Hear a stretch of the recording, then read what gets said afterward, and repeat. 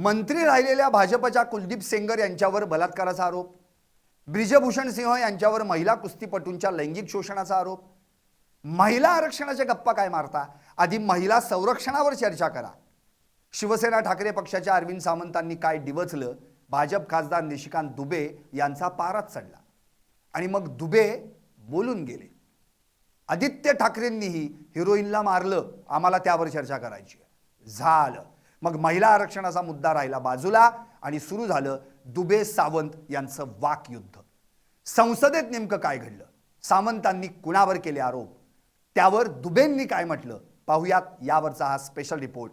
आदित्यनं महिलेला मारलं, सावंतांनी मग सगळंच काढलं. नमस्कार, मी संदीप आणि आपण पाहताय LS मराठी. देशाच्या संसदेत आज महिला आरक्षण लागू करण्याच्या घटनादुरुस्ती विधेयकावर चर्चा सुरू झाली आहे. या विधेयकावर विविध पक्षांचे खासदार आपली भूमिका मांडतात. पंतप्रधान नरेंद्र मोदींनीही या विधेयकावर निवेदन सादर केलं.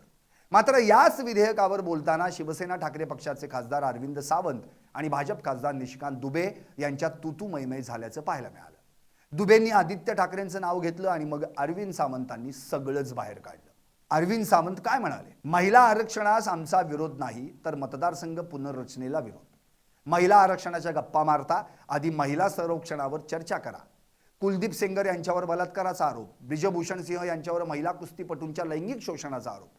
कुलदीप सेंगर कोण आहे, कोणत्या पक्षाचे आहेत, ब्रिजभूषण सिंह हे महिलांचा सन्मान करणारे आहेत का? अरविंद सावंतांनी असं म्हणताच भाजपचे खासदार निशिकांत दुबे यांचा पारा चढला. जर हे कुलदीप सेंगर आणि ब्रिजभूषण सिंह यांचा दाखला देतील तर आदित्य ठाकरेंचंही नाव घ्यावं लागेल, कारण आदित्यनंही हिरोईनला मारलं, आम्ही त्याची चर्चा करू इच्छितो, असं दुबे म्हणाले. दुबेंनी आदित्य ठाकरेंचं नाव घेतल्यावर मात्र सावंत चांगलेच संतापले. सावंत यांनी तडीपार म्हणत नाव न घेता थेट अमित शहांकडे इशारा केला. राष्ट्रवादीच्या खासदार सुप्रिया सुळे यांनीही तीव्र शब्दात निशिकांत दुबेंचा विरोध केला. निशिकांत दुबेंवर कारवाई व्हायला पाहिजे. हे काय आहे, ते आदित्य ठाकरेंचं नाव घेऊ शकत नाहीत. अरविंद सावंत एवढ्यावरच थांबले नाहीत.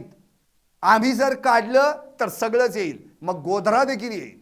मी गुन्हेगारांचं नाव घेतलं जे तुरुंगात गेले होते. जर मला बदनामच करायचं असतं तर मी तडीपारचं नाव घेऊ का? कोण तडीपार होता? एप्स्टीन फाईलचं नाव घेऊ का? तोंड उघडायचं नाही, सगळं बाहेर काढेल. तुमच्यासारख्यांची लाई नाही येतं.